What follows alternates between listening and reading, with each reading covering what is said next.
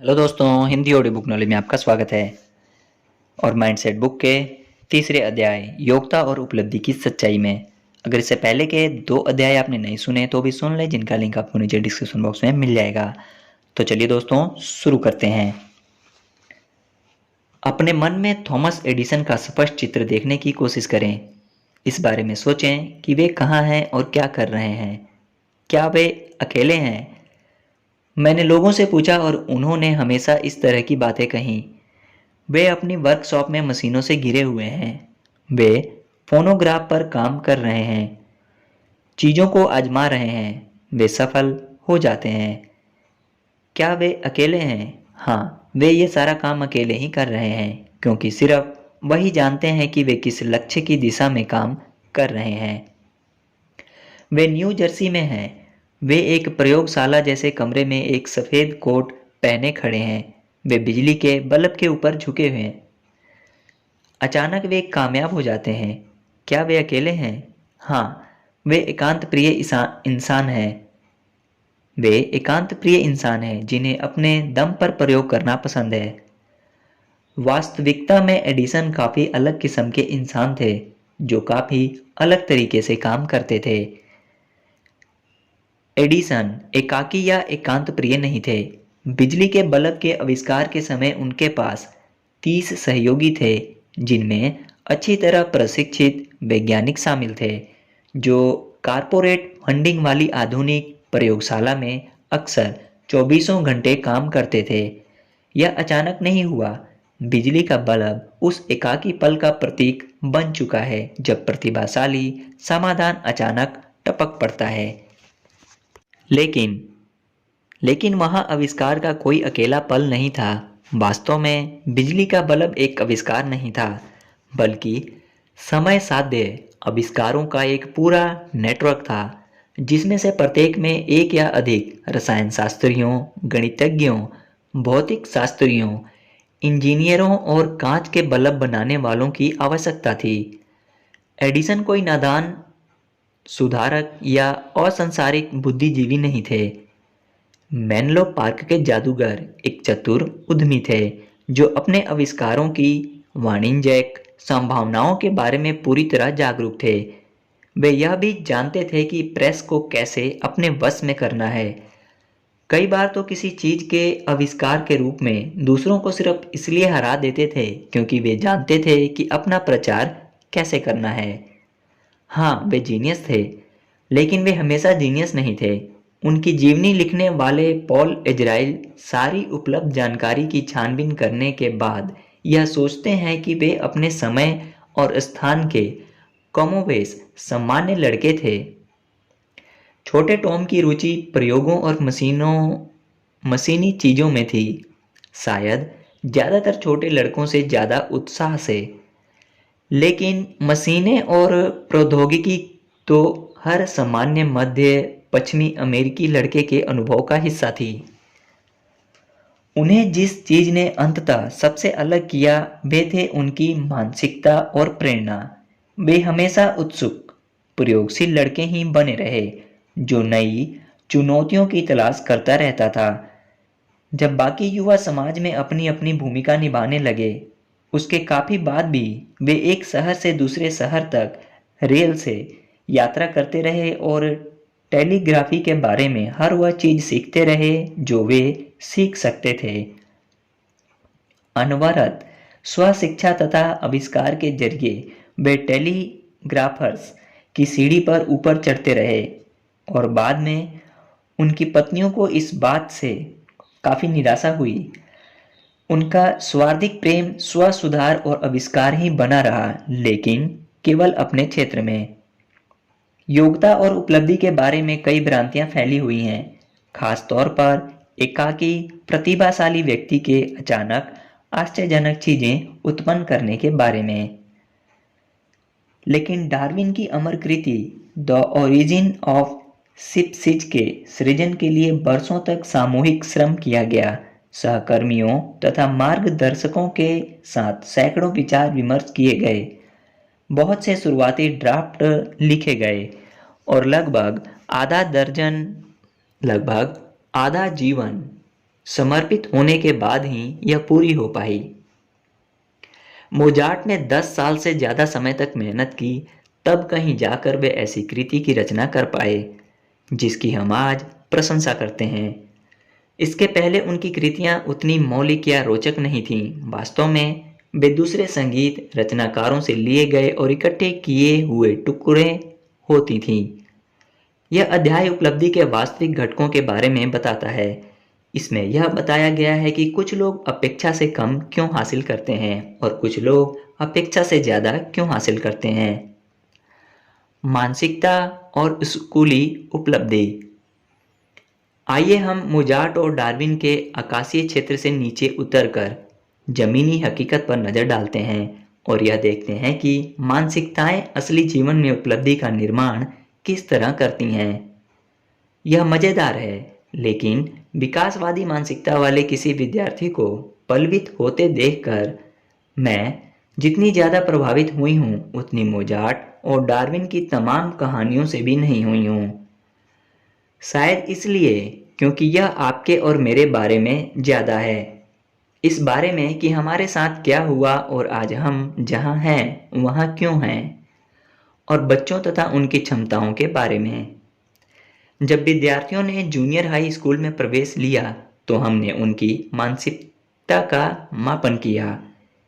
क्या वे यह मानते थे कि उनकी बुद्धि एक निश्चित गुण है या फिर यह एक ऐसी चीज़ है जिसका वे विकास कर सकते हैं। फिर हमने अगले 2 साल तक उन पर नज़र रखी।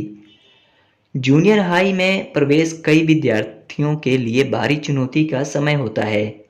काम ज़्यादा मुश्किल हो जाता है, ग्रेडिंग की नीति कठोर हो जाती है, शिक्षण पहले जितना व्यक्तिगत नहीं रहता है और यह सब तब होता है जब विद्यार्थी अपने नए किशोर शरीर और भूमिकाओं से भी जूझते हैं। ग्रेड में कमी आती है, लेकिन हर विद्यार्थी के ग्रेड में समान कमी नहीं आती है।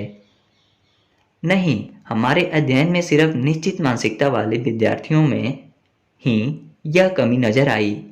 विकासवादी मानसिकता वाले विद्यार्थियों के ग्रेड 2 वर्ष तक बढ़ते गए। जब दोनों समूह जूनियर हाई में आए थे तो उनके पिछले रिकॉर्ड लगभग एक जैसे थे। ग्रेड स्कूल के ज़्यादा दयालु परिवेश में उन्हें 1 से ग्रेड और टेस्ट स्कोर मिले थे। जब उनका सामना जूनियर हाई की चुनौती से हुआ तब कहीं उनमें फ़र्क नज़र आया। यहाँ बताया जा रहा है कि निश्चित मानसिकता वाले विद्यार्थियों ने अपने कम ग्रेड की व्याख्या किस तरह की।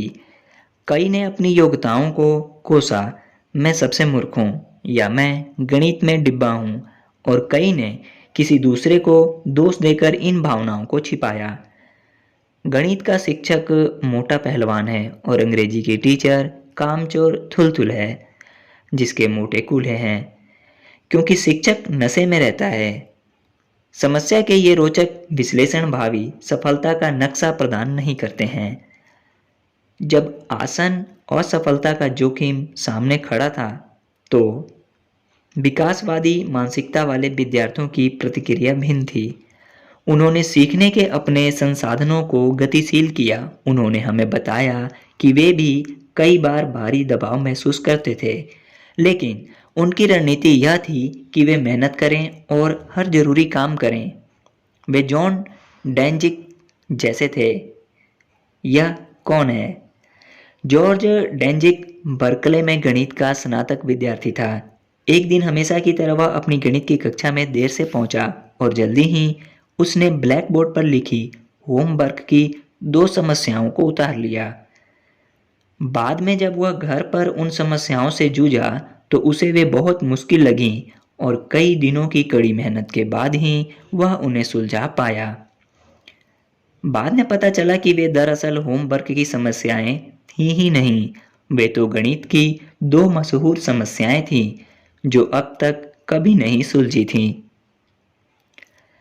कम प्रयास का रोग। इस कठोर रूपांतरण का सामना कर रहे हमारे निश्चित मानसिकता वाले विद्यार्थियों ने इसे जोखिम के रूप में देखा। इसमें उनके दोषों को उजागर करने और विजेता से पराजित में बदलने का जोखिम था। वास्तव में निश्चित मानसिकता में किशोरावस्था एक बड़ा इम्तिहान होता है। मैं स्मार्ट हूँ या मूर्ख, मैं अच्छा दिखता हूँ या बदसूरत, मैं लोकप्रिय हूँ या एकाकी हूँ, मैं विजेता हूँ या पराजित हूँ। और निश्चित मानसिकता होने पर पराजित व्यक्ति खुद को हमेशा के लिए पराजित मान लेता है।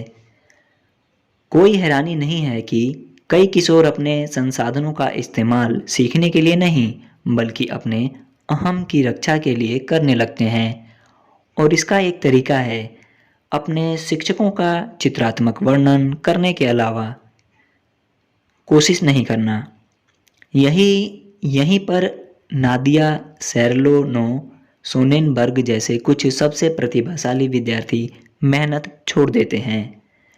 वास्तव में निश्चित मानसिकता वाले विद्यार्थी हमें बताते हैं कि स्कूल में उनका मुख्य लक्ष्य स्मार्ट दिखने के अलावा कम से कम मेहनत करना होता है।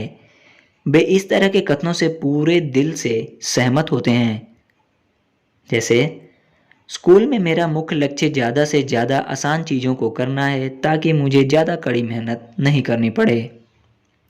इस कम प्रयास के रोग को अक्सर इस तरह देखा जाता है कि किशोर वयस्कों से अपनी स्वतंत्रता का ऐलान करते हैं, लेकिन इस तरीके से निश्चित मानसिकता वाले विद्यार्थी अपनी रक्षा भी करते हैं। वे वयस्कों की बात सुनते हैं, अब हम तुम्हारा मापन करेंगे और देखेंगे कि तुम में क्या है, और वे जवाब देते हैं, नहीं, आप नहीं कर पाओगे। महान शिक्षाविद जॉन होल्ट कहते हैं कि ये खेल सभी इंसान खेलते हैं जब दूसरे उनका मूल्यांकन करने बैठते हैं। हमारा जो विद्यार्थी सबसे बुरा था, वह सबसे बुरा विद्यार्थी जो मेरे सामने कभी आया है, वह क्लासरूम से बाहर स्कूल के किसी दूसरे विद्यार्थी जितना ही परिपक्व, बुद्धिमान और रोचक था। गड़बड़ कहाँ हुई? रास्ते में कहीं पर उसकी बुद्धि उसकी स्कूली पढ़ाई से अलग हो गई। विकासवादी मानसिकता वाले विद्यार्थियों को मेहनत करना छोड़ने में कोई तुक नजर नहीं आती।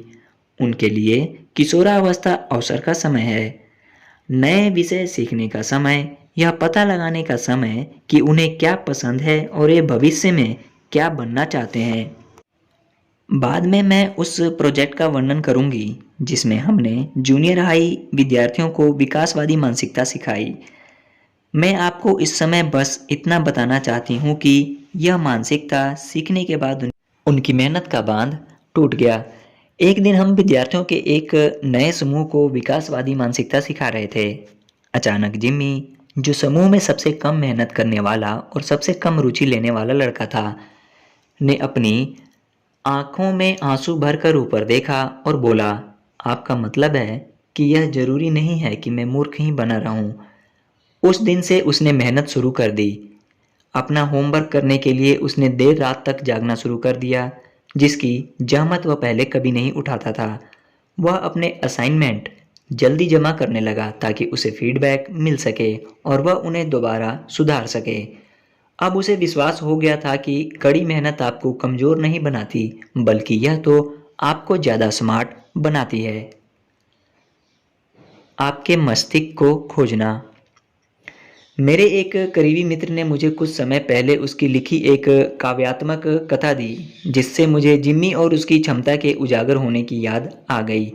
मेरे मित्र की दूसरे ग्रेड की टीचर मिसेज बियर ने हर विद्यार्थी को कागज के घोड़े की ड्राइंग बनाने और काटने को कहा। फिर उन्होंने सारे घोड़ों को ब्लैक बोर्ड पर कतार में लगाया और अपना विकासवादी मानसिकता वाला संदेश दिया। आपका घोड़ा आपके मस्तिष्क जितना ही तेज है। जब भी आप कोई चीज सीखते हो तो आपका घोड़ा हर बार आगे बढ़ता है। मेरे मित्र को मस्तिष्क वाली चीज के बारे में इतना यकीन नहीं था। उसके पिता ने उसे हमेशा बताया था, तुम्हारे पास इतना बड़ा मुंह है और इतना छोटा दिमाग है कि तुम्हारा कुछ नहीं हो सकता। इसके अलावा उसके दिमाग का घोड़ा गेट पर ही बैठा हुआ था, जबकि हर दूसरे व्यक्ति का दिमाग सीखने की दौड़ में फर्राटे भर रहा था। खास तौर पर हैंक और बिल्ली के दिमाग, जो क्लास के जीनियस थे, जिनके घोड़े बाकी सबसे बहुत आगे तक कूदते थे। लेकिन मेरे मित्र ने कोशिश जारी रखी। अपनी योग्यताओं को बेहतर बनाने के लिए वह अपनी माँ के साथ कॉमिक्स पढ़ता रहा और अपनी दादी के साथ जिन रमी खेलते वक्त पॉइंट जोड़ता रहा। और जल्दी ही मेरा दुबला घोड़ा तेजी से तूफान की तरह आगे बढ़ा और कोई भी नहीं था जो उसे रोक सकता हो। हफ्तों और महीनों तक वह आगे उड़ता रहा, बाकी सबको एक के बाद एक पार करके। बसंत के अंत में घेरोलू मैदान में हैंक और बिल्ली के घोड़े आगे थे, बस कुछ घटाने के अभ्यासों से। और जब स्कूल की आखिरी घंटी बजी तो मेरा घोड़ा जीत गया, बस जरा से अंतर से। तब मैं जान गया कि मेरे पास एक मस्तिष्क था। इसे साबित करने के लिए मेरे पास घोड़ा था। पॉल वॉटमैन। जाहिर है सीखना कोई दौड़ या होड़ नहीं होनी चाहिए, लेकिन इस दौड़ ने मेरे मित्र को अपने मस्तिष्क की क्षमता खोजने में मदद की और उसकी स्कूली पढ़ाई से इसे जोड़ने में भी मदद की। कॉलेज में रूपांतरण। एक और रूपांतरण, एक और संकट। कॉलेज में ऐसे सभी विद्यार्थी एक साथ आ जाते हैं जिनमें हाई स्कूल में दिमाग था। हमारे स्नातक विद्यार्थियों की तरह ही वे भी कल छोटी पहाड़ी के राजा थे, लेकिन आज वे कौन हैं? प्री मेड क्लासेस में सिंहासन से नीचे उतरने की चिंता जितनी स्पष्ट होती है उतनी कहीं नहीं होती। पिछले अध्याय में मैंने तनावपूर्ण लेकिन आशावान स्नातक विद्यार्थियों के हमारे अध्ययन का जिक्र किया था, जो कॉलेज में केमिस्ट्री का पहला कोर्स कर रहे थे। यह वह कोर्स था जो उन्हें प्री मेड पाठ्यक्रम में या तो प्रवेश दिलाएगा या नहीं दिलाएगा।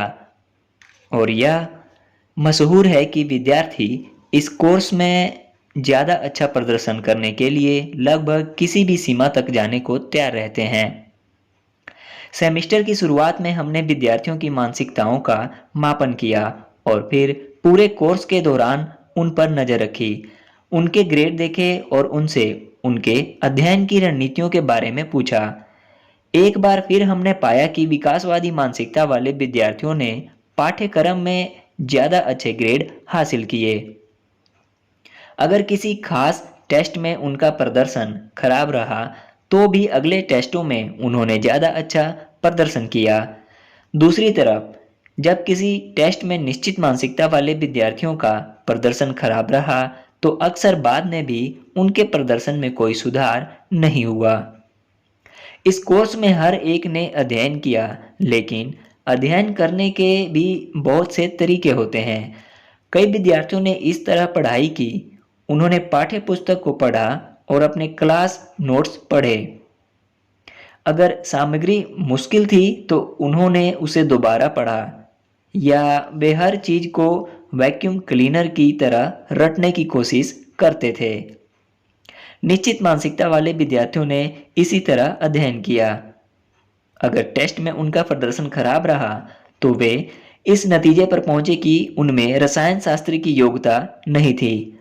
आखिर मैंने हर संभव चीज की थी, है ना? बिल्कुल नहीं। बिल्कुल नहीं। उन्हें यह जानकर सदमा लगेगा कि विकासवादी मानसिकता वाले विद्यार्थी क्या करते हैं। मुझे भी यह उल्लेखनीय लगता है। विकासवादी मानसिकता वाले विद्यार्थियों ने अपने सीखने और प्रोत्साहन की बागडोर पूरी तरह से थाम ली। कोर्स की सामग्री को बिना सोचे अंधाधुंध रटने के बजाय उन्होंने कहा, मैंने लेक्चर्स की विषय वस्तु और इसमें निहित सिद्धांतों की तलाश की और मैंने गलतियों को देखा जब तक कि मुझे पक्का यकीन नहीं हो गया कि मैं उन्हें समझ गया हूँ। वे सिर्फ टेस्ट में पास होने के लिए नहीं बल्कि सीखने के लिए पढ़ रहे थे, और दरअसल इसीलिए उन्हें ज़्यादा ऊंचे ग्रेड मिले थे। सिर्फ इसलिए नहीं क्योंकि वे ज़्यादा स्मार्ट थे या उनकी विज्ञान की पृष्ठभूमि ज़्यादा अच्छी थी। जब कोर्स नीरस या मुश्किल हुआ तो अपनी प्रेरणा को गंवाने के बजाय उन्होंने कहा, मैंने सामग्री में अपनी रुचि बनाए रखी। मैं रसायन शास्त्र लेने के बारे में सकारात्मक बना रहा। मैंने अध्ययन करने के लिए खुद को प्रोत्साहित बनाए रखा। जब उन्हें लगा कि पाठ्य पुस्तक नीरस थी या शिक्षक खड़ूस था, तब भी उन्होंने अपने प्रोत्साहन को काफुर नहीं होने दिया। इस वजह से तो खुद को प्रोत्साहित करना और भी ज्यादा महत्वपूर्ण बन गया था। जब मैंने अपने स्नातक के विद्यार्थियों को विकासवादी मानसिकता के बारे में सिखाया तो उसके कुछ ही समय बाद मुझे उनमें से एक विद्यार्थी का ईमेल मिला। वह पहले इस तरह अध्ययन करती थी। जब भी किसी सचमुच मुश्किल सामग्री से मेरा सामना होता था तो मैं उसे बार बार पढ़ती रहती थी। विकासवादी मानसिकता के बारे में सीखने के बाद वह ज़्यादा अच्छी रणनीतियों का इस्तेमाल करने लगी जो कारगर रही। प्रोफेसर ड्वेक, जब आज हैदी सहायक शिक्षक ने मुझे अपने परीक्षा के परिणाम बताए तो मैं नहीं जानती थी कि आंसू बहाऊं या बस बैठ जाऊं। हैदी आपको बता देगी, मैं ऐसी दिख रही थी जैसे मैंने कोई लॉटरी जीत ली हो, और मैं ऐसा ही महसूस भी करती हूँ। मुझे यकीन नहीं हो रहा है कि मैंने इतना अच्छा प्रदर्शन किया। मुझे बस पास होने की उम्मीद थी।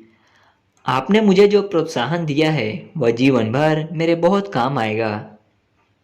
मैं महसूस करती हूँ कि मैंने एक शानदार ग्रेड हासिल कर लिया है, लेकिन मैंने इसे अकेले हासिल नहीं किया है। प्रोडवेक, आप न सिर्फ अपना सिद्धांत सिखाती हैं बल्कि आप उसे दिखाती भी हैं। उस सबक के लिए आपको धन्यवाद। यह एक मूल्यवान सबक है, शायद वह सबसे मूल्यवान सबक जो मैंने कोलंबिया में सीखा है। और हाँ, मैं हर परीक्षा से पहले इन रणनीतियों का इस्तेमाल करती रहूंगी। आपको बहुत बहुत धन्यवाद, और हैदी को भी। अब असहाय नहीं। जून। चूंकि विकासवादी मानसिकता वाले लोग सीखने के संदर्भ में सोचते हैं, इसीलिए उनके सामने सीखने के विभिन्न रास्ते खुल जाते हैं। यह अजीब बात है। निश्चित मानसिकता वाले हमारे प्री मेड विद्यार्थी अच्छा ग्रेड पाने के लिए लगभग कुछ भी कर सकते थे, सिवाय प्रक्रिया की बागडोर थामने के, ताकि अच्छे ग्रेड मिलने की गारंटी हो जाए। समान बनाया गया है। क्या इसका मतलब यह है कि सही मानसिकता वाला कोई भी व्यक्ति अच्छा प्रदर्शन कर सकता है? क्या सभी बच्चों को समान बनाया गया है? आइए पहले दूसरे प्रश्न को लेते हैं। नहीं, कुछ बच्चे अलग होते हैं। अपनी पुस्तक गिफ्टेड चिल्ड्रन में एलन विनर बाल अपनी पुस्तक गिफ्टेड चिल्ड्रन में एलन विनर बाल प्रतिभाओं के बारे में अविश्वसनीय जानकारी देते हैं। ये बच्चे ऊंची योग्यताओं और जुनूनी रुचियों के साथ पैदा हुए नजर आते हैं और उन रुचियों की दिशा में एकाग्रचित प्रयास करके महारथी बन जाते हैं। माइकल भी एक ऐसा ही प्रतिभाशाली बच्चा था। वह लगातार अक्षरों और संख्याओं वाले खेल खेलता रहता था। वह अपने माता पिता से अक्षरों और संख्याओं के बारे में अंतहीन प्रश्न पूछता था और बहुत छोटी उम्र में ही बोलने लगा था, पढ़ने लगा था तथा गणित करने लगा था।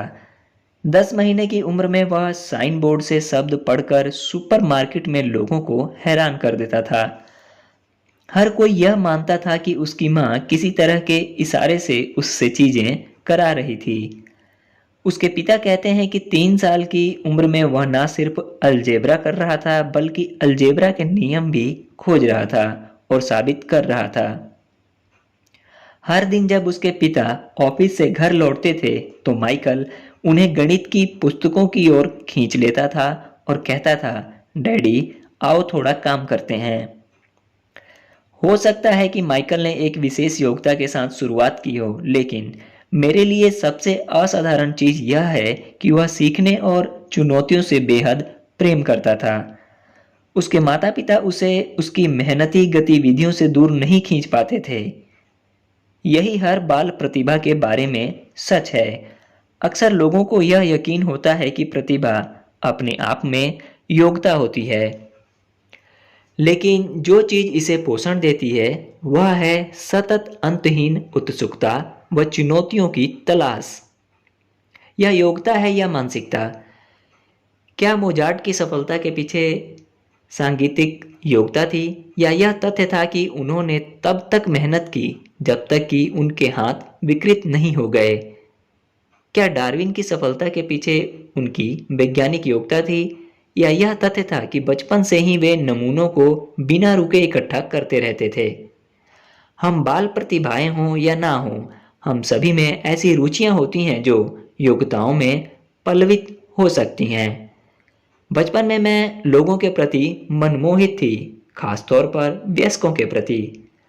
मैं सोचती थी, इन्हें कौन सी चीज चलाती है। वास्तव में कुछ साल पहले कुछ साल पहले मेरे एक कजिन ने मुझे एक घटना बताई जो तब हुई थी जो तब हुई थी जब हम 5 साल के थे। हम मेरी नानी के घर पर थे और उसकी अपनी माँ से इस बात पर खूब लड़ाई हुई कि वह अपनी कैंडी कब खा सकता है। बाद में जब हम सामने की सीढ़ियों पर बैठे थे तो मैंने उससे कहा, इतनी बेवकूफ़ी मत किया करो। वयस्क लोग यह सोचना पसंद करते हैं कि नियंत्रण उनके हाथ में है। बस हाँ कह दो और अपनी कैंडी अपने मनचाहे समय पर खा लो। क्या यह एक बाल मनोवैज्ञानिक के शब्द थे? मैं तो बस इतना जानती हूँ कि मेरे कजिन ने मुझे बताया कि यह सलाह उसके बहुत काम आई। रोचक बात यह है कि वह डेंटिस्ट बन गया है। क्या हर व्यक्ति अच्छा प्रदर्शन कर सकता है? अब पहले प्रश्न पर आते हैं। क्या सही मानसिकता होने पर हर व्यक्ति महान चीजें कर सकता है? क्या आप अपने राज्य के सबसे बुरे हाई स्कूल में जाकर विद्यार्थियों को कॉलेज कैलकुलस पढ़ा सकते हैं? अगर आप ऐसा कर सकते हैं तो एक चीज स्पष्ट हो जाएगी। सही मानसिकता और सही शिक्षण के साथ लोग हमारी कल्पना से बहुत ज्यादा हासिल कर सकते हैं। Garfield high school Los Angeles के सबसे बुरे स्कूलों में से एक था। यह कहना न्यूनोक्ति होगी कि विद्यार्थी रुचिहीन थे और शिक्षक थके हुए थे, लेकिन दोबारा सोचे बिना जैम एस्केलेंटे स्टैंड एंड डिलीवरी से मशहूर ने इन गरीब हिस्पैनिक विद्यार्थियों को कॉलेज स्तरीय कैलकुलस सिखाया। अपनी विकासवादी मानसिकता के साथ उन्होंने यह पूछा, मैं इन्हें कैसे सिखा सकता हूँ? उन्होंने यह नहीं पूछा, क्या मैं उन्हें सिखा सकता हूँ? इसी तरह उन्होंने यह पूछा, वे सबसे अच्छी तरह कैसे सीख सकते हैं? उन्होंने यह नहीं पूछा, क्या वे सीख सकते हैं? लेकिन उन्होंने ना सिर्फ उन्हें कैलकुलस सिखाया बल्कि वे और उनके सहकर्मी बेंजामिन जिमेनेज उन्हें गणित में राष्ट्रीय चार्ट के शिखर तक ले गए। 1987 में देश के केवल 3 अन्य पब्लिक स्कूल थे जहां उनसे ज्यादा विद्यार्थियों ने एडवांस्ड प्लेसमेंट कैलकुलस टेस्ट दिया। इन 3 में स्टेवेसेंट हाई स्कूल और the Bronx high school of science शामिल थे, जो दोनों ही न्यूयॉर्क के गणित व विज्ञान केंद्रित एलिट स्कूल थे। यही नहीं, गॉरफील्ड के ज्यादातर विद्यार्थियों ने इतने अच्छे टेस्ट ग्रेड हासिल किए कि उनकी बदौलत उन्हें कॉलेज क्रेडिट भी मिले। उस साल पूरे देश में 1000 से भी कम मैक्सिकन अमेरिकी विद्यार्थियों ने इस सत्र पर टेस्ट को पास किया। इसका मतलब है कि बहुत सी ऐसी बुद्धिमत्ता है जो विकास संबंधी विद्यार्थियों की क्षमता के कम आकलन के कारण बर्बाद हो रही है। मार्वा कॉलिंस। अक्सर बच्चे जब पीछे होते हैं, मान लें जब वे किसी ग्रेड को दोहरा रहे होते हैं, तो उन्हें इस मान्यता के आधार पर कमजोर सामग्री दी जाती है कि वे इससे ज्यादा झेल नहीं सकते। यह विचार निश्चित मानसिकता का है। ये विद्यार्थी मंदबुद्धि है, इसलिए उनके दिमाग में कुछ आसान चीजों को बार बार ठोक कर भरने की जरूरत है। देखिए, परिणाम निराशाजनक होते हैं। विद्यार्थी पूरा ग्रेड दोहरा देते हैं और ऐसा कुछ नहीं सीख पाते जो उन्हें पहले से पता ना हो। इसके बजाय मार्वा कॉलिंस ने शिकागो के गरीब बच्चों को लिया जो पब्लिक स्कूल में फेल हो गए थे और उनके साथ प्रतिभाशाली बच्चों जैसा व्यवहार किया। उनमें से कई पर तो सीखने में अक्षम, मंदबुद्धि या भावनात्मक रूप से विचलित का ठप्पा लगा हुआ था। लगभग सभी उदासीन थे। उनकी आंखों में कोई चमक नहीं थी, उनके चेहरे पर कोई आशा नहीं थी। कॉलिंस की दूसरे ग्रेड की पब्लिक स्कूल क्लास ने न्यूनतम सत्र की रीडर बुक से शुरुआत की जो उपलब्ध थी। जून तक वे 5वें ग्रेड की रीडर के बीच तक पहुंच गए और इस दौरान उन्होंने अरस्तु, ईसप, ताल्स्ताय, शेक्सपियर, पो, फ्रॉस्ट और डिकिंस को भी पढ़ लिया। बाद में जब उन्होंने अपना खुद का स्कूल शुरू किया तो शिकागो सन टाइम्स के कॉलमिस्ट जे स्मिथ वहां पहुंचे। उन्होंने देखा कि 4 साल के बच्चे इस तरह के वाक्य लिख रहे थे, डॉक्टर को दिखाओ। और ईसप ने नीति कथाएं लिखी थी और वे डिप्थोंग तथा डाइक्रिटिकल मार्क्स के बारे में बात कर रहे थे। उन्होंने देखा कि 2nd ग्रेड के बच्चे शेक्सपियर, लॉन्गफेलो और किपलिंग के अंश पढ़ रहे थे। इससे कुछ समय पहले वे एक अमीर उपनगरीय हाई स्कूल गए थे जहां कई विद्यार्थियों ने तो शेक्सपियर के बारे में सुना भी नहीं था।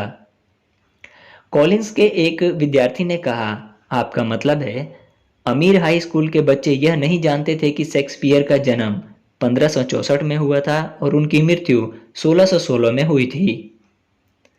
विद्यार्थियों ने बहुत कुछ पढ़ा, गर्मियों में भी। एक विद्यार्थी 6 वर्षीय मंद बुद्धि के रूप में दाखिल हुआ था, लेकिन 4 साल बाद वह गर्मियों में 23 पुस्तकें पढ़ चुका था, जिनमें अ टेल ऑफ टू सिटीज और जेन ऑयर शामिल थी।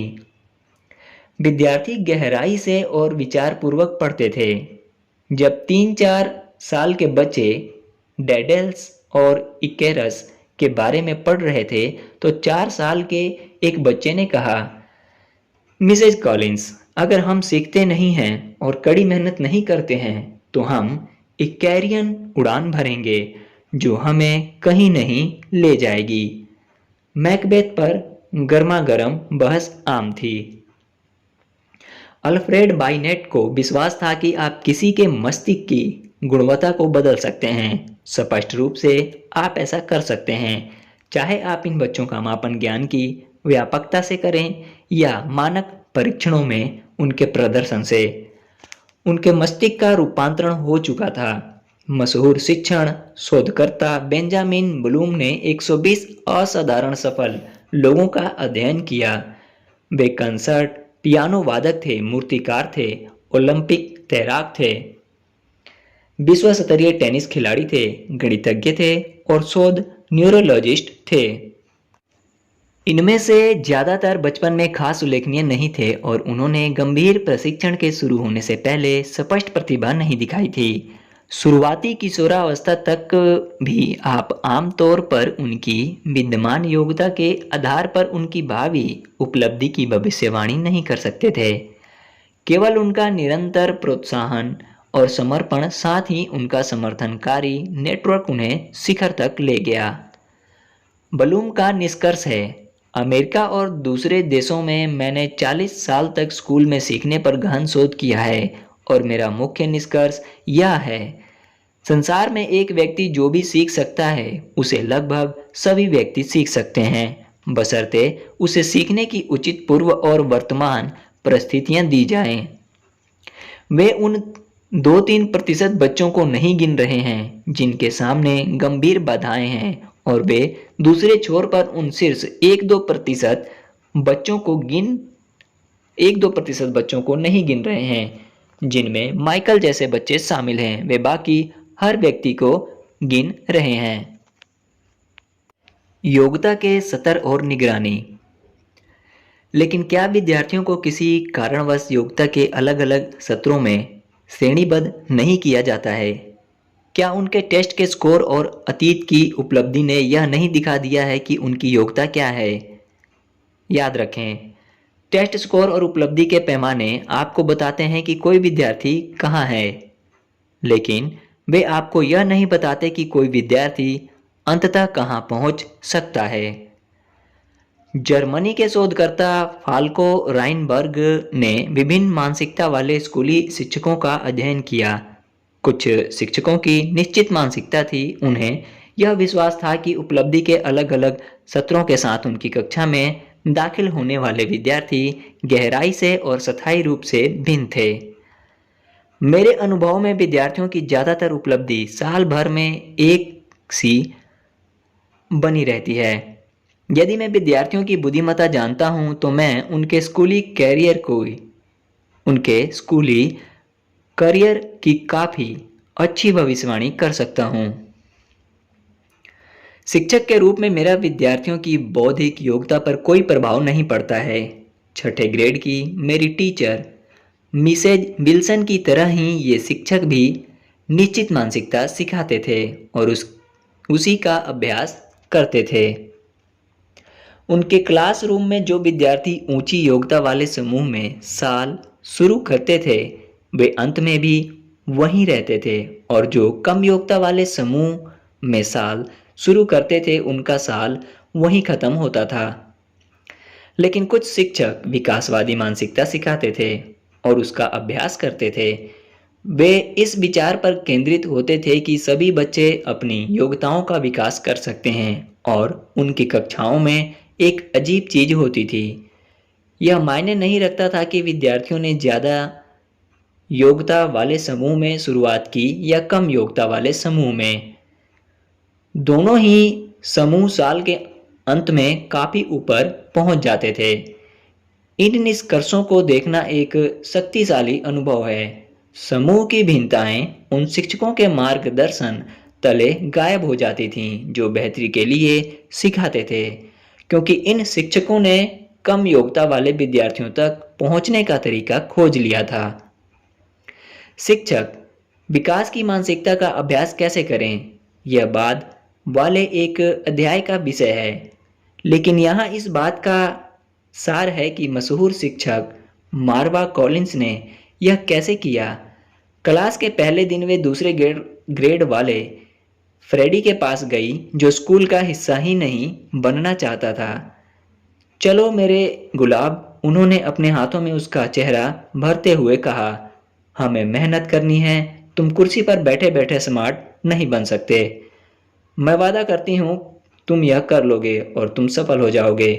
मैं तुम्हें फेल नहीं होने दूंगी। निश्चित मानसिकता उपलब्धि को सीमित कर देती है।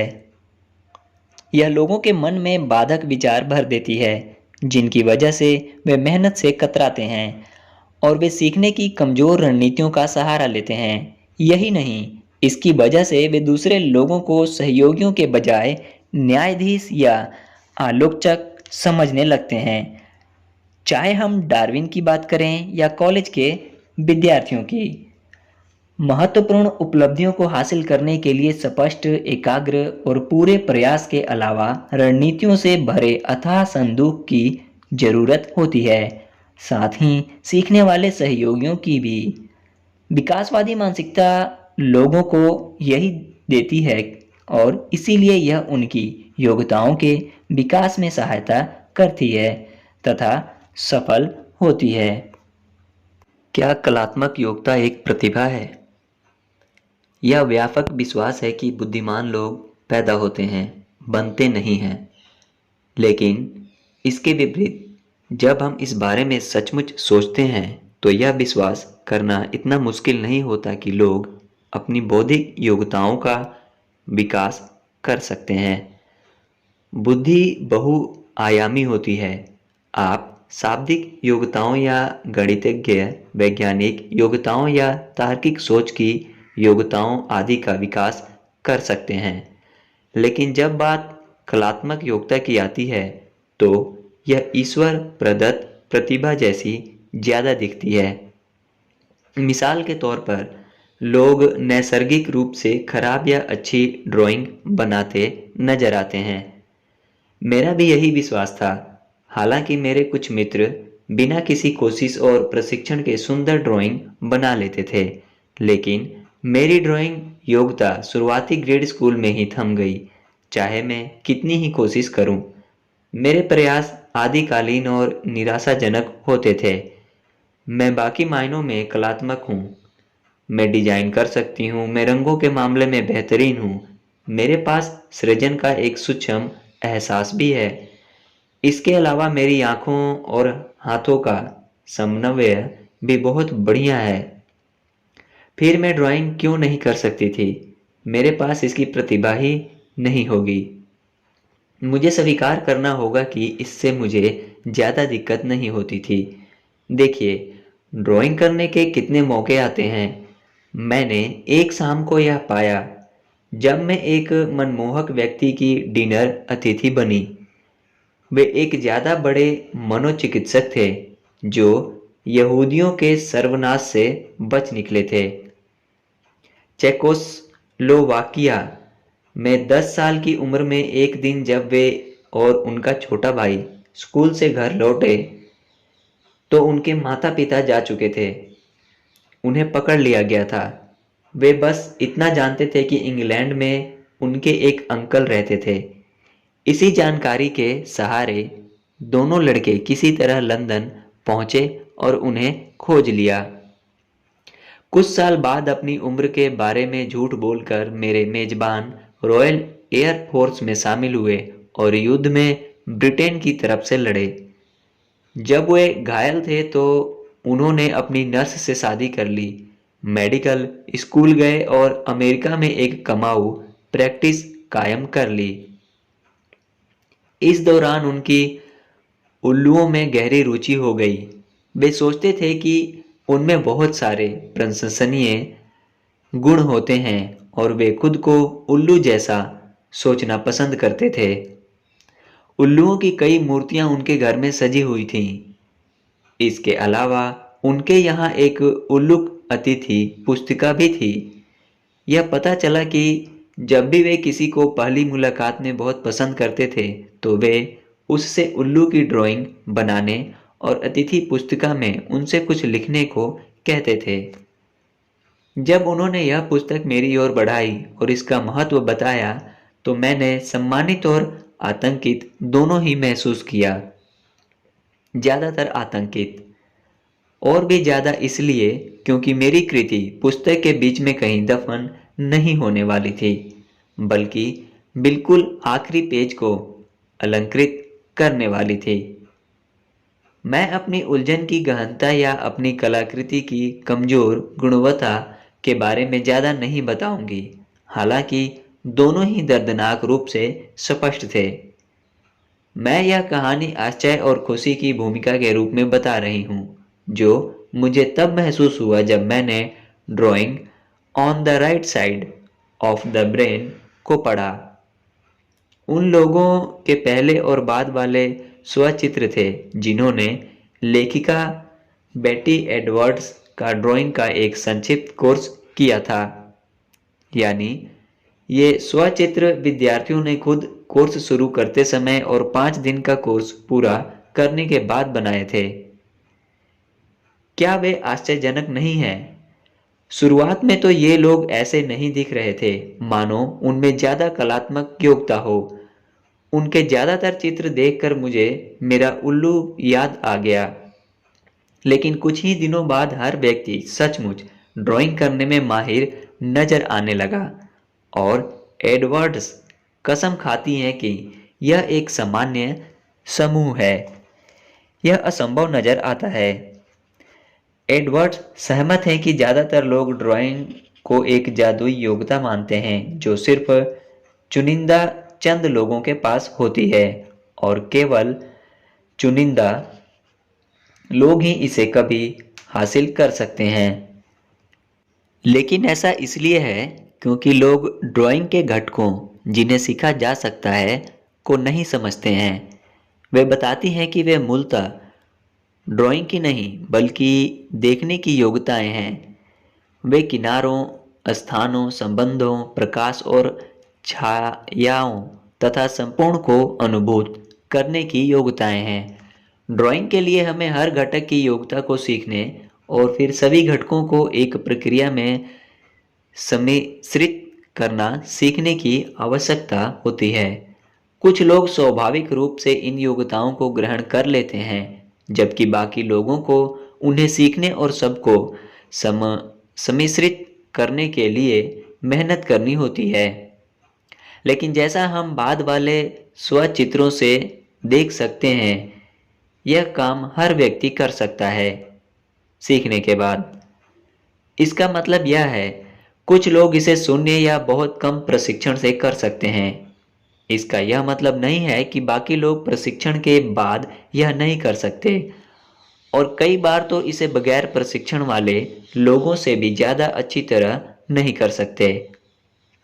यह बहुत महत्वपूर्ण है, क्योंकि निश्चित मानसिकता वाले कई लोग सोचते हैं कि किसी का शुरुआती प्रदर्शन आपको उनकी प्रतिभा और उनके भविष्य के बारे में सब कुछ बता देता है। Jackson Pollock. यह सचमुच शर्म की बात होती है अगर लोग इस कारण जैक्सन पोलाक को हतोत्साहित करते।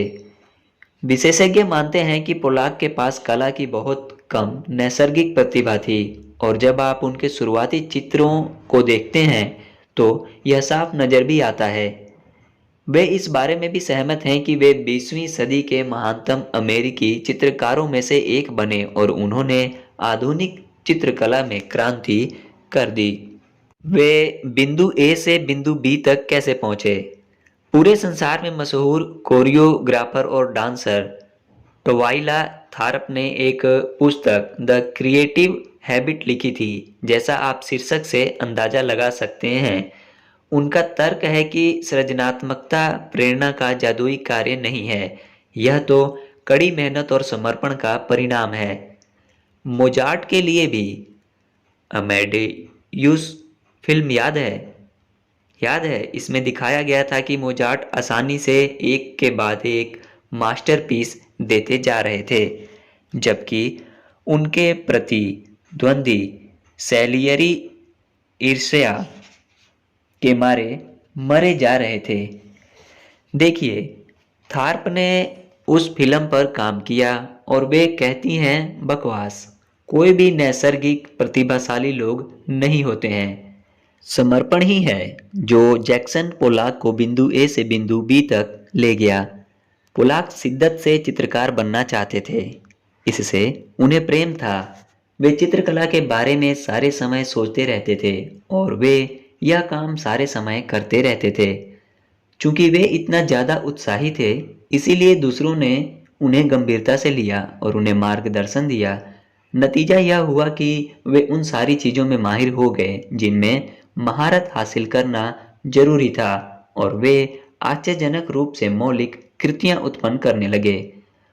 उनके प्रवाहमय चित्रों में से प्रत्येक पूरी तरह से अनूठा था।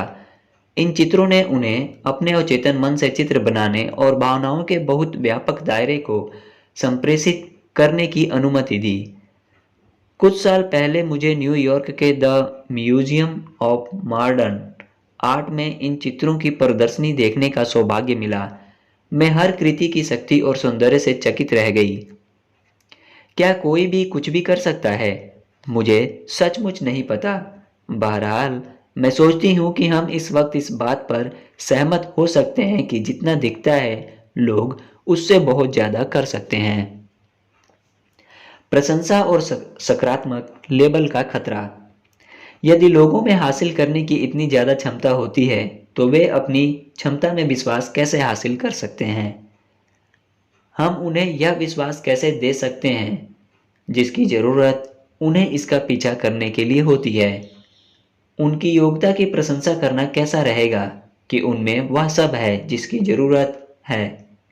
वास्तव में 80% से ज़्यादा अभिभावकों ने हमें बताया कि बच्चों की योग्यता की प्रशंसा करना जरूरी है ताकि उनके आत्मविश्वास और उपलब्धि को बढ़ावा दिया जा सके।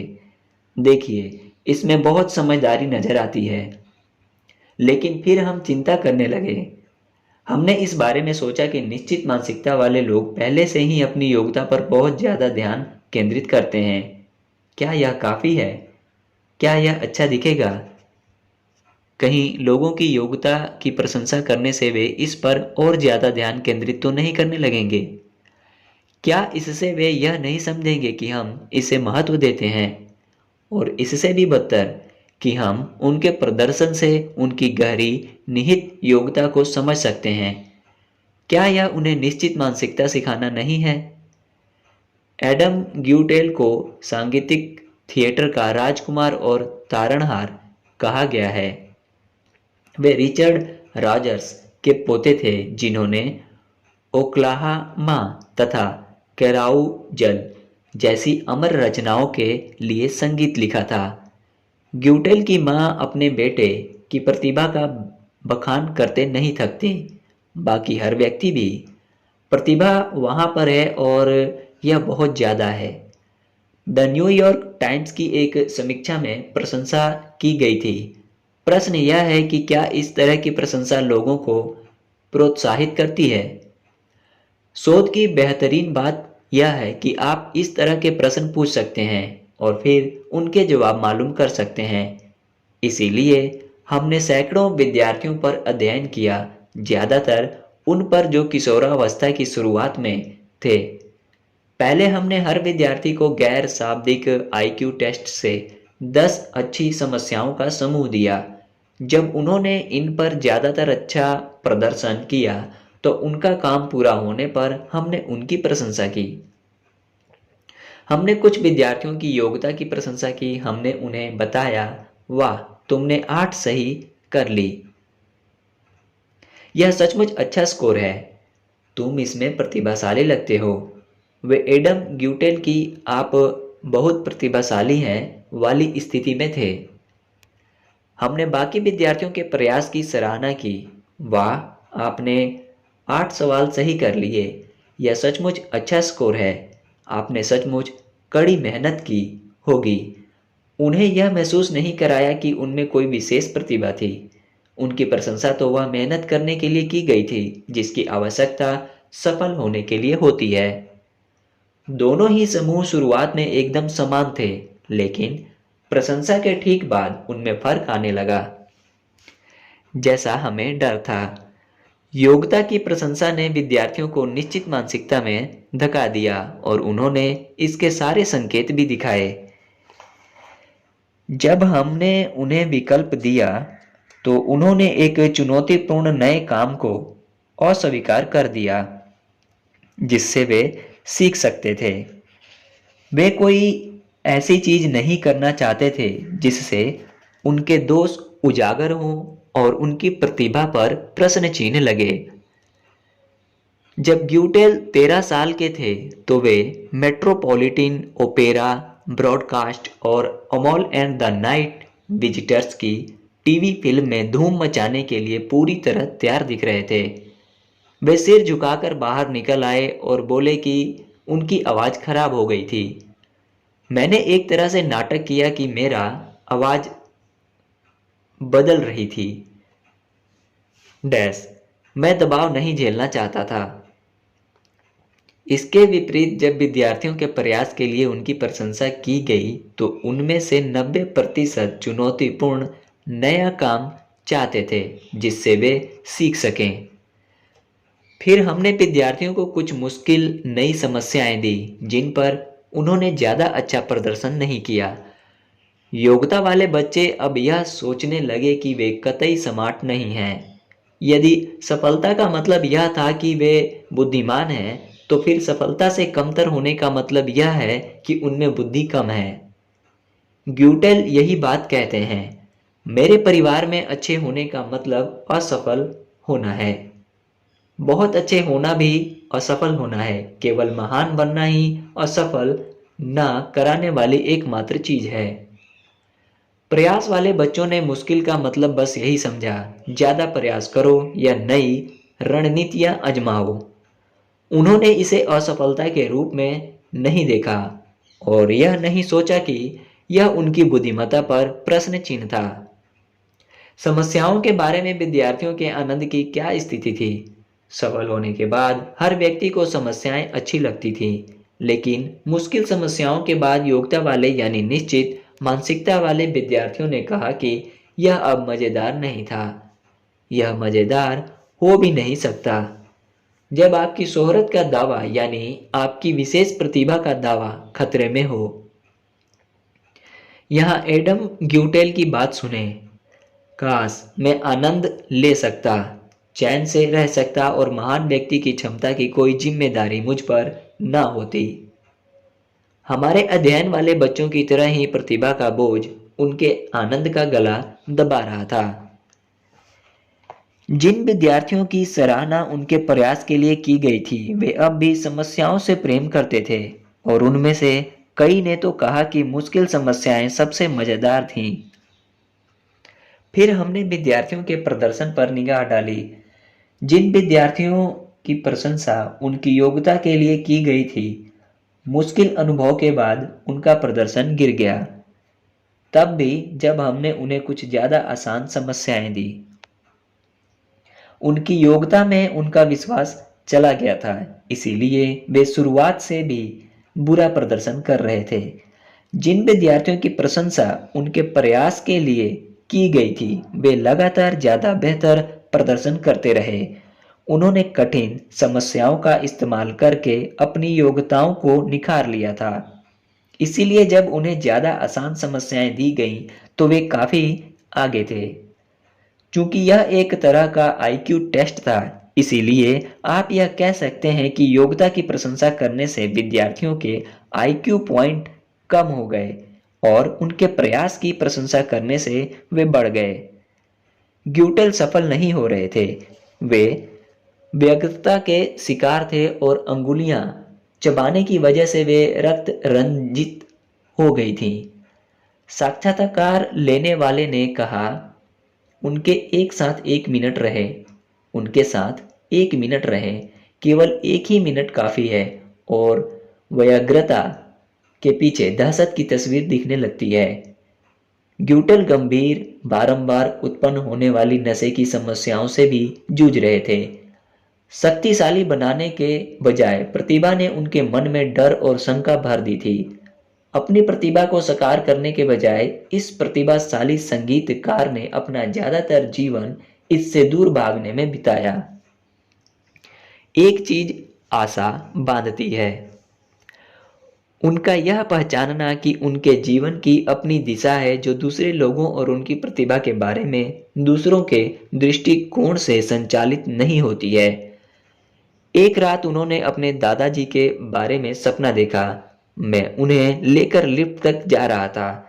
मैंने उनसे पूछा कि क्या मेरी आवाज अच्छी है। उन्होंने थोड़ी दयालुता से कहा कि तुम्हारे पास तुम्हारी खुद की आवाज है। क्या वह आवाज आखिरकार प्रकट हुई? ग्यूटल ने the light in the piazza के संगीत के लिए, जो एक बहुत रोमांटिक संगीतमय फिल्म थी, 2005 का टोनी अवार्ड जीता। क्या वे इसे प्रतिभा की प्रशंसा मानेंगे या प्रयास की? मुझे उम्मीद है कि वे बाद वाला विकल्प चुनेंगे। हमारे अध्ययन की एक और खोज थी जो आश्चर्यजनक थी और साथ ही निराशाजनक भी। हमने हर विद्यार्थी से कहा, आप जानते हो, हम दूसरे स्कूलों में जाने वाले हैं और मैं शर्त लगाती हूँ कि उन स्कूलों के बच्चे समस्याओं के बारे में जानना पसंद करेंगे। इसीलिए हमने विद्यार्थियों को उनके विचार लिखने के लिए एक पेज दिया, लेकिन स्कोर लिखने के लिए भी खाली जगह छोड़ दी जो उन्हें समस्याओं में मिले थे। क्या आप यकीन करेंगे कि योग्यता के लिए प्रशंसित 40% विद्यार्थियों ने अपने स्कोर के बारे में झूठ बोला और हमेशा एक ही दिशा में। निश्चित मानसिकता में अपूर्णताएं शर्मनाक होती हैं, खास तौर पर अगर आप प्रतिभाशाली हो। इसीलिए उन्होंने झूठ बोलकर अपनी कमियों को छिपा लिया। डरावनी बात यह है कि हमने सामान्य बच्चों को स्मार्ट बताकर उन्हें झूठा बना दिया। ये पैराग्राफ लिखने के ठीक बाद मैं एक युवक से मिली जो कॉलेज बोर्ड परीक्षाओं के लिए विद्यार्थियों को ट्यूशन पढ़ाता था। वह मुझसे अपनी एक छात्रा के बारे में परामर्श लेने आया था। यह छात्रा प्रैक्टिस टेस्ट देती है और फिर अपने स्कोर के बारे में उससे झूठ बोलती है। उसे छात्रा को वह पढ़ाना है जो वह नहीं जानती है, लेकिन वह उसे इस बारे में सच्चाई ही नहीं बता रही है कि वह क्या नहीं जानती, और वह उसे इसके लिए पैसे दे रही है। तो अंततः बच्चों को स्मार्ट कहने का नतीजा यह हुआ कि वे ज्यादा मूर्ख महसूस करने लगे और ज्यादा मूर्खतापूर्ण काम भी करने लगे। लेकिन उन्होंने दावा किया कि वे ज्यादा स्मार्ट थे। मैं नहीं सोचती कि लोगों पर सकारात्मक ठप्पे प्रतिभाशाली, गुणी, बेहद योग्य लगाते समय हमारा उद्देश्य यही होता है। हम चुनौती के प्रति उनके उत्साह और सफलता के प्रति उनकी रणनीति से उन्हें वंचित करने का इरादा नहीं रखते हैं, लेकिन खतरा यही है। यहाँ एक आदमी का पत्र है जिसने मेरी लिखी बातें पढ़ी थीं। प्रिय डॉक्टर ड्वेक, आपके अध्याय को पढ़ना दर्दनाक था क्योंकि इसमें मैंने खुद को पहचान लिया। बचपन में मैं द गिफ्टेड चाइल्ड सोसाइटी का सदस्य था और बुद्धिमत्ता के लिए मेरी लगातार प्रशंसा की जाती थी। अब जीवन गुजर गया है और मैं अपनी संभावना को पूरा नहीं कर पाया हूँ। मेरी उम्र 49 साल है, इसलिए अब मैं मेहनत करना सीख रहा हूँ और यह देखना भी कि असफलता मूर्खता का संकेत नहीं है, बल्कि अनुभव तथा योग्यता की कमी की निशानी है। आपके अध्याय ने खुद को एक नई रोशनी में देखने में मेरी मदद की। सेठ अब्राम्स। यही सकारात्मक ठप्पों का खतरा है। इसके विकल्प होते हैं और मैं बाद में अभिभावकों, शिक्षकों तथा कोचों वाले अध्याय में उन पर बात करूंगी। नकारात्मक लेबल और वे कैसे काम करते हैं। मैं कभी गणित में चैंपियन थी। हाई स्कूल में मुझे अलजेब्रा में 99 मिले, ज्योमेट्री में 99 मिले और ट्रिग्नोमेट्री में 99 मिले और मैं गणित की टीम में थी। मैंने लड़कों के साथ विजुअल स्पेशियल योग्यता के वायुसेना के टेस्ट में काफ़ी ऊंचा स्कोर हासिल किया, जिस वजह से मुझे कई सालों तक वायुसेना के नियुक्ति वाले ब्रोशर मिलते रहे। फिर मुझे मी हेलमैन नामक शिक्षक मिले जो मानते थे कि लड़कियां गणित नहीं कर सकती। मेरे ग्रेड घट गए और मैंने दोबारा कभी गणित नहीं लिया। मैं दरअसल मिस्टर हेलमैन की बात से सहमत थी, लेकिन मैंने यह सोचा ही नहीं था कि यह मुझ पर भी लागू होता है। दूसरी लड़कियां गणित नहीं कर सकती थीं। मिस्टर हेलमैन ने सोचा कि यह मुझ पर भी लागू होता है और मैं इस झांसे में आ गई। हर व्यक्ति जानता है कि नकारात्मक ठप्पे बुरे होते हैं, इसलिए आप सोचेंगे कि यह एक छोटा खंड होगा, लेकिन यह छोटा खंड नहीं है, क्योंकि मनोवैज्ञानिक सीख रहे हैं कि नकारात्मक ठप्पे उपलब्धि को कैसे और कितना नुकसान पहुंचा सकते हैं। रूढ़िबद्ध समूहों के सदस्य नकारात्मक योग्यता वाले ठप्पों के बारे में जितना जानते हैं उतना कोई नहीं जानता। मिसाल के तौर पर अफ्रीकी अमेरिकी जानते हैं कि उन पर कम बुद्धि का ठप्पा लगा है और महिलाएं जानती हैं कि उन पर गणित और विज्ञान में बुरे होने का ठप्पा लगा है। लेकिन मुझे यकीन नहीं है कि वे यह जानते हैं कि ये रूढ़ियां कितनी भयावह हैं। क्लॉड स्टील और जोशुआ एरॉनसन का शोध दर्शाता है कि अपनी प्रजाति या लिंग को सूचित करने वाले बॉक्स पर सही का निशान लगाने से भी आपके मस्तिष्क में रूढ़ि सक्रिय हो सकती है और आपके टेस्ट स्कोर को कम कर सकती है। जिस विषय में आपको बुरा माना जाता है उस विषय में कोई टेस्ट देने से ठीक पहले जो भी चीज आपको असवेत या महिला होने की याद दिलाती है वह आपके टेस्ट के स्कोर को कम कर देगी, बहुत ज्यादा। उनके कई अध्ययनों में अश्वेतों का प्रदर्शन श्वेतों के और महिलाओं का प्रदर्शन पुरुषों के समान था, लेकिन तभी जब किसी रूढ़ि को जागृत न किया जाए। अगर गणित के किसी टेस्ट से पहले किसी महिला को ज्यादा पुरुषों वाले कमरे में बैठा दें तो इससे ही उस महिला का स्कोर कम हो जाता है। इसका कारण यह है, जब रूढ़ियां उभरती हैं तो वे लोगों के मन में भटकाने वाले विचारों की बाढ़ ले आती हैं। रूढ़ि की पुष्टि के बारे में गोपनीय चिंताओं से लोग आमतौर पर इसके बारे में जागरूक भी नहीं होते हैं, लेकिन उनमें टेस्ट में अपना सर्वश्रेष्ठ प्रदर्शन करने के लिए पर्याप्त मानसिक शक्ति बचती ही नहीं है। बहरहाल यह हर एक के साथ नहीं होता, यह मुख्यतः उन लोगों के साथ होता है जो निश्चित मानसिकता वाले होते हैं। जब लोग निश्चित गुणों के संदर्भ में सोच रहे हों तभी रूढ़ियां उन पर हावी होती हैं। नकारात्मक रूढ़ियां कहती हैं आप और आपका समूह स्थायी तौर पर हीन है। सिर्फ निश्चित मानसिकता वाले लोग ही इस संदेश को ग्रहण करते हैं।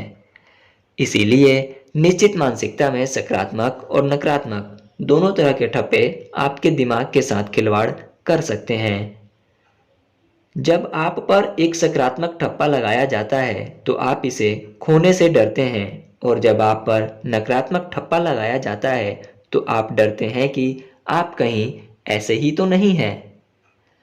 जब लोग विकासवादी मानसिकता में होते हैं तो रूढ़ि उनके प्रदर्शन को बाधित नहीं करती है। विकासवादी मानसिकता रूढ़ि की शक्ति को कम कर देती है और लोगों को जूझने की ज्यादा क्षमता देती है। वे स्थायी हीनता में विश्वास नहीं करते, और अगर वे पीछे हैं तो वे ज्यादा कड़ी मेहनत करेंगे, मदद लेंगे और बराबरी पर आने की कोशिश करेंगे। विकासवादी मानसिकता लोगों को जोखिम भरे परिवेश में भी वह निर्णय लेने में सक्षम बनाती है जो वे ले सकते हैं और जिसकी उन्हें जरूरत होती है। हमने अफ्रीकी अमेरिकी विद्यार्थियों से एक प्रतिस्पर्धा के लिए निबंध लिखने को कहा। जब उन्होंने निबंध लिख लिया तो उन्हें बताया गया कि उनके निबंधों का मूल्यांकन एडवर्ड कॉल्डवेल तृतीय करेंगे, जो आइवी लीग की ऊंची नस्ल वाले उत्कृष्ट प्रोफेसर हैं, यानी श्वेत वर्ग के प्रतिनिधि। एडवर्ड कार्डवेल तृतीय का फीडबैक काफी आलोचनात्मक था, लेकिन मददगार भी था, और विद्यार्थियों की प्रतिक्रियाएं काफी भिन्न थी। निश्चित मानसिकता वाले विद्यार्थियों ने इसे जोखिम, अपमान या हमले के रूप में लिया। उन्होंने कार्डवेल और उनके फीडबैक को अस्वीकार कर दिया। निश्चित मानसिकता वाले एक विद्यार्थी ने यह सोचा, वे घटिया इंसान हैं, वे सही ग्रेड नहीं देते हैं, या वे स्पष्ट रूप से पूर्वाग्रह से ग्रस्त हैं, वे मुझे पसंद नहीं करते।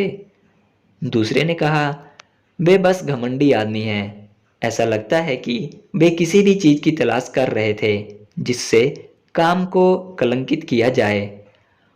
और एक अन्य ने फीडबैक को दोषारोपण से खारिज कर दिया, वे मेरे बिंदुओं की सटीकता को नहीं समझ पाए। उन्होंने सोचा कि यह अस्पष्ट था क्योंकि इसे पढ़ते समय वे अधीर थे। वे सृजनात्मकता को नापसंद करते हैं। इनमें से कोई भी एडवर्ड कार्डवेल की फीडबैक से कुछ नहीं सीखेगा। हो सकता है कि विकासवादी मानसिकता वाले विद्यार्थियों ने भी उन्हें डायनासोर की तरह देखा हो, लेकिन वे एक ऐसे डायनासोर थे जिनसे वे कुछ सीख सकते थे। मूल्यांकन से पहले वे घमंडी और अति मांग वाले लग रहे थे। मूल्यांकन के बाद निष्पक्ष वह पहला शब्द है जो दिमाग में आता है। यह एक नई चुनौती जैसा लगता है। वे घमंडी, दबंग और दूसरों को तुच्छ समझने वाले इंसान लग रहे थे। मूल्यांकन के बाद आपकी भावनाएं क्या हैं? मूल्यांकन ईमानदार और स्टिक दिखता है। इस मायने में मूल्यांकन भविष्य में ज्यादा अच्छा प्रदर्शन करने की प्रेरणा दे सकता है। वे इतने घमंडी हैं कि अकड़े हुए नजर आते हैं। वे बेहद आलोचनात्मक थे, लेकिन उनकी टिप्पणियां मददगार और स्पष्ट थीं। मुझे लगता है कि मैं उनसे काफी कुछ सीखूंगा। विकासवादी मानसिकता ने अफ्रीकी अमेरिकी विद्यार्थियों की मदद की कि वे अपने लक्ष्यों को पूरा करने के लिए एडवर्ड कार्डवेल तृतीय के मूल्यांकन से सबक सीखें। वे शिक्षा लेने के लिए कॉलेज आए थे, और कार्डवेल घमंडी हो या ना हो, वे उनसे शिक्षा ग्रहण करने वाले थे। क्या मैं यहाँ का हिस्सा हूँ? लोगों की योग्यताओं का अपहरण करने के अलावा रूढ़ियां लोगों को यह एहसास कराकर भी नुकसान करती हैं कि वे समूह का हिस्सा नहीं हैं। कई अल्पसंख्यक कॉलेज की पढ़ाई छोड़ देते हैं और कई महिलाएं गणित तथा विज्ञान छोड़ देती हैं क्योंकि उन्हें महसूस होता है कि वे वहां के लिहाज से उपयुक्त नहीं हैं। यह कैसे होता है? यह पता लगाने के लिए हमने कैलकुलस कोर्स के दौरान कॉलेज की छात्राओं पर नजर रखी। यहीं पर अक्सर विद्यार्थी यह निर्णय लेते हैं कि क्या गणित या गणित वाले करियर उनके लिए सही है। पूरे सेमेस्टर में हमने महिलाओं से कहा कि वे गणित और गणित में अपनी संलग्नता के एहसास के बारे में अपनी भावनाएं बताएं। मिसाल के तौर पर, जब वे गणित के बारे में सोचती हैं तो क्या वे गणित समुदाय की पूर्ण सदस्य महसूस करती हैं या फिर वे खुद को बाहरी मानती हैं। वे आरामदेह महसूस करती हैं या तनावपूर्ण महसूस करती हैं। वे अपनी गणित की योग्यताओं के बारे में अच्छा महसूस करती हैं या बुरा महसूस करती हैं। विकासवादी मानसिकता वाली महिलाएं जो सोचती थी कि गणित की योग्यता को बेहतर बनाया जा सकता है, को जुड़ाव का काफी शक्तिशाली और स्थिर स्थिर एहसास महसूस हुआ, और वे इसे तब भी कायम रखने में समर्थ थीं जब उन्हें यह लग रहा था कि आसपास बहुत सारी नकारात्मक रूढ़ियां फैली थीं। एक विद्यार्थी ने इसका वर्णन इस तरह किया, गणित की कक्षा में छात्राओं को बताया जाता था कि वे गलत हैं, हालांकि वे गलत नहीं होती थीं। वे दरअसल चीजों को नए तरीके से कर रही थीं। यह बकवास था और इसमें शिक्षक ने छात्राओं की अच्छी तर्क शक्ति को नहीं देखा था। सब कुछ सही इसलिए रहा क्योंकि हम समूहों में काम कर रहे थे और हम विद्यार्थी आपस में समर्थन ले दे सकते थे। हमने आपस में अपने रोचक विचारों पर बातचीत की। ये रूढ़ियां उन्हें विचलित करती थीं, जैसा कि स्वाभाविक है, लेकिन इसके बावजूद वे गणित की पृष्ठभूमि में आरामदेह महसूस कर सकती थीं और आत्मविश्वास कायम रख सकती थीं। लेकिन निश्चित मानसिकता वाली महिलाओं का जुड़ाव का एहसास सेमेस्टर के बढ़ने के साथ साथ घटता हुआ महसूस हुआ, और उन्हें अपनी कक्षा में जितनी ज़्यादा रूढ़ियाँ दिखीं, गणित के साथ वे उतनी ही कम आरामदेह होती गईं। एक विद्यार्थी ने कहा कि उसका जुड़ाव का एहसास इसलिए कम हुआ क्योंकि जब भी मैं कक्षा में सही जवाब देती थी तो प्रोफेसर इस तरह की टिप्पणी से मेरा मजाक उड़ाते थे कि यह एक अच्छा अनुमान था।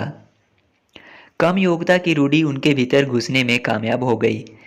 यह उन्हें परिभाषित या निर्धारित करने में कामयाब हो गई, और इसने उनके आरामदेह होने तथा आत्मविश्वास के स्तर को भी कम कर दिया। मैं यह नहीं कह रही हूं कि इसमें उनका कोई दोष है। पूर्वाग्रह गहरी जड़ों वाली सामाजिक समस्या है और मैं इसके शिकारों को दोष नहीं देना चाहती। मैं तो बस यह कह रही हूं कि विकासवादी मानसिकता की सहायता से लोग पूर्वाग्रह, उनके बारे में किसी दूसरे का दृष्टिकोण की असलियत देख सकते हैं और अपने आत्मविश्वास तथा योग्यताओं को अक्षुण्ण रखते हुए इससे जूझ भी सकते हैं। लोगों की राय पर विश्वास करना। कई महिलाओं को ना सिर्फ रूढ़ियों के साथ समस्या आती है, बल्कि दूसरे लोगों की उनके बारे में आम राय की समस्या भी रहती है। वे उन पर जरूरत से ज़्यादा ही भरोसा कर लेती हैं। एक दिन मैं डेंटल फ्लॉस और डिओड्रेंट खरीदने के लिए हवाई की एक दुकान में गई और सामान लेने के बाद बिल चुकाने के लिए कतार में इंतजार करने लगी। दो महिलाएं मेरे सामने थीं। चूंकि मैं बहुत ज़्यादा समय बचाऊ किस्म की हूँ, इसलिए मैंने पर्स में से ठीक उतने पैसे निकाले कि सोची इसलिए मैंने पर्स में से ठीक उतने पैसे निकालने की सोची ताकि देर ना हो। इसीलिए मैं आगे पहुंच गई, अपने सामान काउंटर पर एक तरफ रखे और फिर पैसे निकालने लगी जो मेरे पर्स में इधर उधर बिखरे थे। यह देखकर वे दोनों महिलाएं बौखला गईं।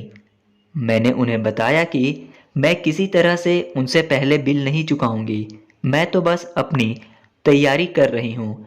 मैंने सोचा कि मामला सुलझ गया था, लेकिन जब मैं स्टोर से बाहर निकली तो वे मेरा इंतजार कर रही थी। वे चिल्लाने लगी, आप बहुत ही अशिष्ट महिला हैं। मेरे पति ने शुरुआत से अंत तक यह सारा वाक्य देखा था और उनकी राय में वे सिर फिरी थीं, लेकिन उनका मुझ पर एक अजीब और विचलित करने वाला प्रभाव पड़ा तथा मुझे उनके फैसले को झटकने में मुश्किल आई। यह संवेदनशीलता कई बहुत योग्य और सफल महिलाओं को परेशान करती है। ऐसा क्यों होता है? जब वे छोटी थीं तो ये लड़कियां अक्सर बहुत आदर्श थीं और उन्हें हर एक के मुंह से यह बात सुनने में मजा आता था। वे बहुत अच्छा व्यवहार करती थीं, वे बहुत सुंदर थीं, वे बहुत मददगार थीं और वे बहुत बाल प्रतिभा की धनी थीं। लड़कियां लोगों की अपने बारे में राय पर विश्वास करना सीख लेती हैं। वाह, हर व्यक्ति मेरे प्रति बहुत अच्छा है। अगर वे मेरी आलोचना करते हैं तो यह भी सच होगा। यहाँ तक कि देश के शीर्ष विश्वविद्यालयों की महिलाएं भी कहती हैं कि दूसरे लोगों की राय उनकी योग्यताओं को जानने का एक अच्छा तरीका है। लड़कों को लगातार डांटा जाता है और सजा दी जाती है। जब हमने ग्रेड स्कूल क्लास रूम्स में अवलोकन किया तो व्यवहार के मामले में लड़कों की आलोचना लड़कियों से 8 गुना ज्यादा हुई। लड़के लगातार एक दूसरे को फूहड़ और मंदबुद्धि कहते रहते थे। इस तरह लड़कों के मामले में मूल्यांकन या आलोचना अपनी काफी शक्ति खो देती है। एक पुरुष मित्र ने मुझे एक बार फूहड़ कह दिया। वह मेरे घर डिनर पर आया था और खाना खाते समय मेरा एक कौर ब्लाउज पर गिर गया। उसने कहा, ऐसा इसलिए हुआ क्योंकि आप फूहड़ हो। मैं सदमे में आ गई। तब मुझे इस बात का एहसास हुआ कि अब तक किसी ने भी मुझसे ऐसी कोई बात नहीं कही थी। दूसरी तरफ पुरुष सारे समय एक दूसरे से ऐसी बातें कहते रहते हैं। हो सकता है कि यह कहने के लिए अच्छी चीज ना हो, मजाक में भी, लेकिन यह निश्चित रूप से दूसरों के मूल्यांकन से सहमत होने से पहले उन्हें 2 बार सोचने के लिए मजबूर कर देती है।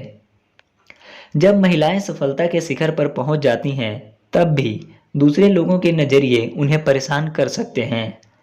फ्रांसिस कानली संसार की सबसे शीर्ष न्यूरो सर्जन्स में से एक हैं। वास्तव में वे पहली महिला थी जिन्हें अमेरिकन मेडिकल स्कूल में न्यूरो सर्जरी में प्रवेश दिया गया, लेकिन पुरुष सहकर्मियों की लापरवाही भरी टिप्पणियां, यहाँ तक कि सहायकों की भी, उन्हें आत्मशंका से भर देती थीं। एक दिन सर्जरी के दौरान एक आदमी ने नीचा दिखाने के उद्देश्य से उन्हें प्यारी कह दिया। इसे प्रशंसा समझने के बजाय उन्होंने खुद पर सवाल किया।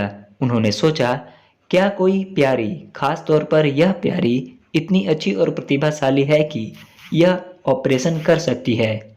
निश्चित मानसिकता, रूढ़ियां और दूसरे लोगों के अपने आकलन में महिलाओं का विश्वास, ये सभी गणित और विज्ञान में लिंग की खाई को बढ़ा देते हैं। यह खाई हाईटेक संसार में दर्दनाक रूप से स्पष्ट है। जूली लिंच उदीयमान कंप्यूटर विशेषज्ञ थी। वह जूनियर हाई स्कूल के समय से ही कंप्यूटर कोड लिख रही थी। उसके पिता और दोनों भाई प्रौद्योगिकी में काम करते थे और वह भी इससे प्रेम करती थी। फिर उसके कंप्यूटर प्रोग्रामिंग शिक्षक ने उसकी आलोचना कर दी। उसने एक कंप्यूटर प्रोग्राम लिखा था और हालांकि प्रोग्राम अच्छा चला, लेकिन शिक्षक को उसका एक शॉर्टकट पसंद नहीं आया। जूली की रुचि तुरंत काफुर हो गई। इसके बजाय वह मनोरंजन और जनसंपर्क का अध्ययन करने की दिशा में गई। गणित और विज्ञान को महिलाओं के लिए ज्यादा स्वागत करने वाला स्थान बनाने की जरूरत है, और इन क्षेत्रों में अगर महिलाओं को अपनी सही जगह तक पहुंचना है तो उन्हें उस सारी विकासवादी मानसिकता की आवश्यकता है जो वे हासिल कर सकती हैं। सब चीजें सही होती हैं, लेकिन आइए उन अवधियों को देखते हैं जब प्रक्रिया सही होती है। पोलगर परिवार ने 3 बेहद सफल महिला शतरंज खिलाड़ी दिए हैं। कैसे? उन तीनों में से एक सुजन कहती हैं, मेरे पिताजी मानते हैं कि नैसर्गिक प्रतिभा कुछ नहीं होती और सफलता 99% कड़ी मेहनत है। मैं उनसे सहमत हूँ। सबसे छोटी बेटी जूडिथ को इस वक्त सभी युगों की सर्वश्रेष्ठ शतरंज खिलाड़ी माना जाता है। वे सबसे प्रतिभाशाली नहीं थीं। सुजन कहती हैं, जूडिथ ने धीमी शुरुआत की थी लेकिन वह बहुत मेहनती थी। मेरे एक सहकर्मी की 2 बेटियां हैं जो गणित में अग्रणी हैं। एक तो शीर्ष यूनिवर्सिटी में गणित में स्नातक की विद्यार्थी है। दूसरी वह पहली लड़की थी जिसने एक एलिट गणित टेस्ट में देश में नंबर 1 स्थान जीता। एक राष्ट्रीय व्यापी गणित प्रतिस्पर्धा जीती और अब एक शीर्ष यूनिवर्सिटी में न्यूरो साइंस विषय पढ़ रही है। उनका क्या रहस्य है? क्या यह उनके जीन्स की बदौलत हुआ? मेरा मानना है कि यह मानसिकता की बदौलत हुआ। यह सबसे विकासवादी मानसिकता वाला परिवार है जो मैंने कभी देखा है। वास्तव में उनके पिता ने हर चीज पर विकासवादी मानसिकता लागू की। मैं वह बातचीत कभी नहीं भूलूंगी जो हमारे बीच कुछ साल पहले हुई थी। मैं उस वक्त अकेली थी और उन्होंने मुझसे पूछा कि एक साझेदार खोजने के बारे में मेरी क्या योजना है। जब मैंने कहा कि मेरी कोई योजना नहीं है, तो यह सुनकर वे स्तब्ध रह गए। आप यह उम्मीद नहीं करेंगी कि आपका कोई दूसरा काम अपने आप हो जाएगा, वे बोले। तो फिर यह क्यों अलग होना चाहिए? उनके लिए यह अकल्पनीय था कि आपके पास कोई लक्ष्य हो और आप उसे हासिल करने के लिए कोई कदम ना उठाएं।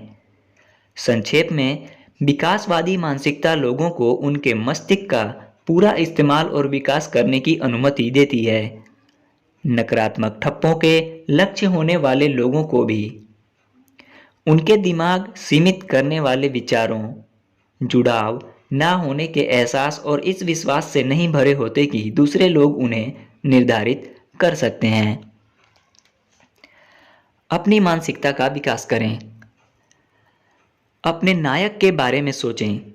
क्या आप उसे असाधारण योग्यताओं वाला सोचते हैं जिसने बहुत कम प्रयास से सफलता हासिल की थी? अब सच्चाई पता लगाएं। उस जबरदस्त मेहनत का पता लगाएं जो उनकी उपलब्धि के पीछे लगी थी और उनकी ज़्यादा प्रशंसा करें। दूसरा, उन अवधियों के बारे में सोचें जब दूसरे लोग आपसे आगे निकल गए थे और आपने बस यह मान लिया था कि वे ज़्यादा स्मार्ट या ज़्यादा प्रतिभाशाली हैं। अब यह सोचकर देखें कि उन्होंने बस बेहद रणनीतियों का इस्तेमाल किया था, खुद को ज़्यादा सिखाया था, ज़्यादा कड़ी मेहनत की थी और बाधाओं से जूझते हुए अपना काम किया था। अगर आप चाहें तो आप भी यह कर सकते हैं। तीसरा, क्या आप कुछ स्थितियों में खुद को मूर्ख समझते हैं जहां आप अपनी बुद्धिमत्ता को पृथक कर देते हैं? अगली बार जब आप किसी ऐसी स्थिति में हों तो खुद को विकासवादी मानसिकता में ले आएं। आलोचना के बारे में नहीं, बल्कि सीखने और सुधार करने के बारे में सोचें और फिर इसे दूसरों के साथ करें। क्या अगला है, क्या आप अपने बच्चों पर लेबल या ठप्पे लगाते हैं? यह बच्चा चित्रकार है और वह वैज्ञानिक है। अगली बार यह याद रखें कि इस प्रशंसा से आप उनकी मदद नहीं कर रहे हैं। हमारे उस अध्ययन को याद करें जहां बच्चों की योग्यता की प्रशंसा करने से उनके आईक्यू स्कोर कम हो गए थे। उनकी प्रशंसा करने के लिए विकासवादी मानसिकता वाला मार्ग खोजें। और आखिरी है, हमारा आधे से ज़्यादा समाज नकारात्मक रूप से रूढ़िबद्ध समूह में रहता है। सबसे पहले तो आपके पास महिलाएं होती हैं और फिर आपके पास बाकी सारे समूह होते हैं जिन्हें इस या उस चीज में अच्छा नहीं माना जाता है। उन्हें विकासवादी मानसिकता का उपहार दें। एक ऐसा परिवेश बनाएं जो आपके जीवन में वयस्कों और बच्चों को विकासवादी मानसिकता सिखाता हो। खास तौर पर उन्हें जो नकारात्मक रूढ़ियों के लक्ष्य हैं इसके बाद अगर नकारात्मक ठप्पा लगता भी है तो भी वे सीखने की बागडोर थामे रहेंगे। ओके दोस्तों, इसी के साथ अध्याय 3 समाप्त होता है। मिलते हैं आपसे इस पुस्तक के अगले अध्याय में और किसी अन्य वीडियो में। तब तक के लिए धन्यवाद। ध्यान रखें अपना और अपनों का। और यदि आपने चैनल को सब्सक्राइब नहीं किया तो प्लीज़ चैनल को सब्सक्राइब कर दें और साथ में लगे बेल के आइकन को प्रेस कर दें। बिल्कुल फ्री होता है, इसका कोई पैसा नहीं लगता। इससे होगा यह कि मैं जब भी कोई अन्य वीडियो अपलोड करूँगा तो उसकी जानकारी आपको तुरंत मिल जाएगी। वीडियो अच्छी लगी तो दोस्तों में, रिश्तेदारों में, प्रियजनों में, मित्रों में शेयर करें, लाइक करें, कमेंट करें, जो भी आपका दिल चाहता हो। धन्यवाद।